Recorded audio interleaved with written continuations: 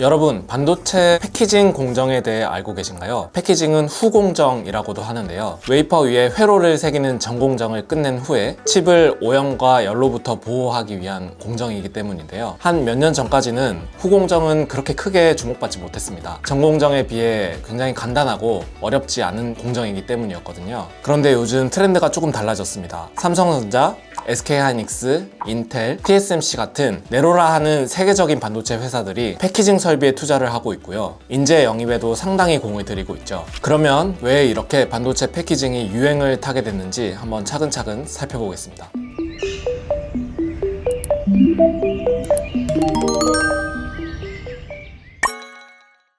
여러분, 혹시 무어의 법칙에 대해서 들어보셨나요? 세계적인 반도체 업체 인텔을 창시한 고든 무어가 한 이야기인데요. 24개월 안에 반도체 집적도를 2배 올린다 라는 말입니다. 이게 무슨 말이냐면요, 반도체 안에서 연산을 담당하는 트랜지스터의 개수를 2년마다 2배를 더 넣겠다는 이야기거든요. 무어의 말대로 지난 수십 년간 회로는 정말 빠르게 축소되어 왔습니다. 공정 기술은 발달을 했지만 문제가 하나 생깁니다. 무어의 법칙이 점차 깨지고 있다는 것입니다. 물론 현재 3나노 시대에서 2027년이면 1나노 때에 진입할 것이라는 이야기도 나오지만요, 예전만큼 한 개 칩 안에 미세화를 적극적으로 할 수 없을 만큼 회로가 너무너무 얇아졌다는 것이죠. 그래서 등장하게 된 개념이 바로 패키징입니다. 더 이상 패키징을 발열이나 오염을 방지하기 위한 방법으로만 쓰지 말고 칩을 업그레이드 할 수 있는 방법으로 한번 써보자는 것이죠. 오, 그래, 좋네. 그러면 패키징을 어떻게 한번 활용을 해볼까? 그렇게 전문가들이 고안해낸 것이 이른바 이종결합, 즉 헤테로지니어스라는 개념입니다. 헤테로지니어스는 우리말로 여러 개로 이뤄진 이라는 뜻입니다. 한 개 칩의 회로를 더욱 얇게 놓기가 너무 힘들어지니까 각종 첨단 칩들을 쌓거나 수평으로 배열해서 마치 한 개의 칩처럼 돌아가게끔 한다는 것입니다. 이 개념이 완전 최근부터 있었던 개념은 아니지만 최근 무어의 법칙이 깨지면서 더욱 주목받고 있습니다. 그럼 이제 패키징 종류 중에서 이른바 어드밴스드 패키징이라고 불리는 것은 어떤 것이 있는지 한번 간략하게 살펴보겠습니다. 자, 그러면 먼저 2.5D 패키징부터 한번 살펴보겠습니다. 가장 대표적인 컨셉을 말씀드릴까 하는데요. 아주 커다란 기판 위에 칩과 기판 사이의 연결을 도와줄 실리콘 인터포저라는 소재를 깔고요. 그 위에 각종 칩을 수평으로 배열하는 방식입니다. 엔비디아의 최첨단 GPU가 이 방식으로 제조되는 것으로 유명하죠. 이렇게 배열하는 칩의 종류는 CPU나 D램이 될 수도 있고요, GPU와 D램이 될 수 있죠. 배열 조합은 상당히 다양합니다. 수평으로 배열하는 것은 2D인데 그럼 3D는 뭘까? 대표적인 것이 HBM입니다. 지난 편에도 다뤘듯이 HBM은 여러 개의 D램을 마치 아파트처럼 수직으로 쌓아서 연산 장치를 지근거리에서 보조하는 역할이죠. 이렇게 마치 한 개의 도시처럼 2.5D 패키징, 즉 이종결합이 이루어지게 되는데요. 2.5D 패키징 중에서는요, 삼성전자는 아이큐브, TSMC는 코어스라고 불리는 칩 온 웨이퍼 온 서브스트레이트, 인텔은 포베로스라는 브랜드로 각각 2.5D 패키징에 공을 들이고 있습니다. 현재까지는 보통 한 개의 CPU 위에 4개의 HBM이 함께 동작을 하지만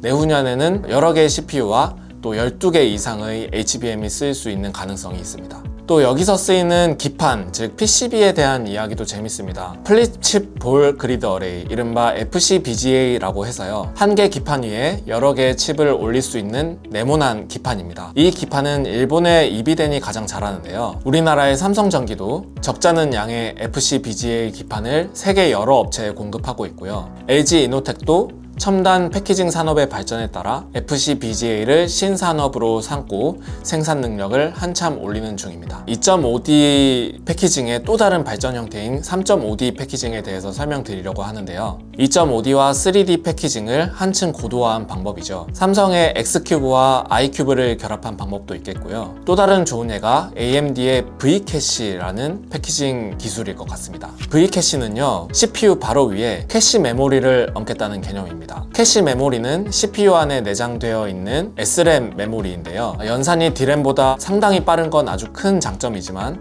용량이 작은 게 SRAM의 문제입니다. 자, V캐시는요, 기존 CPU 안에 집어넣었던 SRAM을 아예 CPU 바깥으로 끄집어내서 별도의 칩으로 만든 다음에 패키징으로 결합을 한다는 이야기입니다. 캐시 메모리의 용량도 늘고 연산 속도는 그대로 유지하는 아주 좋은 방법이죠. 그런데 또 다 좋을 수는 없습니다. 두 칩을 결합하면서 생기는 발열을 먼저 해결을 해야 할 것 같고요. 과연 패키징을 하면 내장돼 있던 SRAM보다 데이터 지연, 즉 레이턴시가 발생되지 않을지 한번 주의 깊게 지켜봐야 할 것 같습니다. 기판을 사용하는 방법도 있지만 아예 사용하지 않는 방법도 있습니다. 바로 팬아웃 웨이퍼 레벨 패키지, 그러니까 FOWLP라는 기술인데요. 기판 없이 웨이퍼를 잘라서 배열을 하거나 아니면 자르지 않는 상태에서 재배선 즉 RDL 작업을 해서 칩을 만드는 방법입니다. 공정 난도가 높지만 기판을 아예 사용하지 않기 때문에 궁극적으로 칩의 두께가 상당히 얇아진다는 장점이 있습니다. 지난 2016년 애플이 TSMC의 FOWLP 기술에 반해서 스마트폰용 AP를 아예 파운드리를 맡긴 뒤에 웨이퍼 레벨 패키지 기술이 상당히 주목을 받고 있습니다.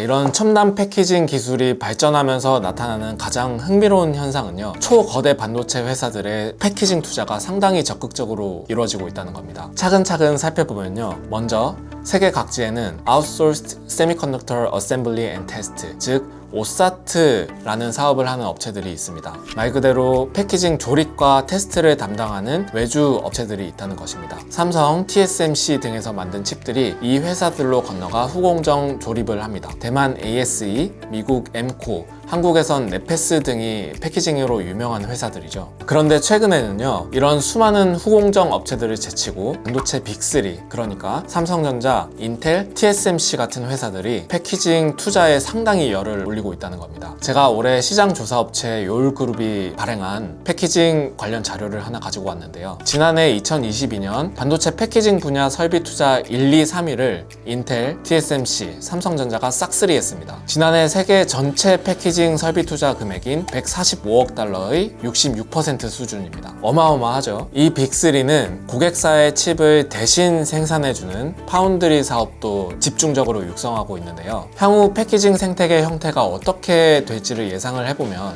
고객사의 칩 회로를 생산하는 것뿐만 아니라 첨단 패키징 솔루션까지 제공하면서 이른바 턴키 서비스를 제공할 확률이 상당히 큽니다. 특히 삼성전자의 경우 메모리 사업 1위를 달리고 있는 만큼 시스템 반도체 더하기, 메모리 더하기, 패키징 솔루션까지 하는 토탈 솔루션이 가능하다는 것이죠. 삼성전자는 지금 천안 사업장에 FOWLP, HBM, iCube 등 첨단 패키징 라인을 전면 배치하고 고객사 모시기와 생산 능력 확장에 굉장한 공을 들이고 있는 것으로 알려졌습니다. TSMC와 인텔 역시 패키징의 진심인데요. TSMC는 이미 대만 전역에 5개의 패키징 생산 라인을 가동하고 있습니다. 요울그룹의 자료에도 보셨듯이 TSMC는 이 분야 기술 확보와 투자의 진심입니다. TSMC는 지속적 투자로 패키징 업계에서도 세계 4위를 기록할 만큼 저력을 과시하고 있습니다. 인텔 역시 세계적인 패키징 투자와 규모를 자랑하고 있습니다. 미국 패키징 설비 외에도 인텔은 말레이시아 페낭에 있는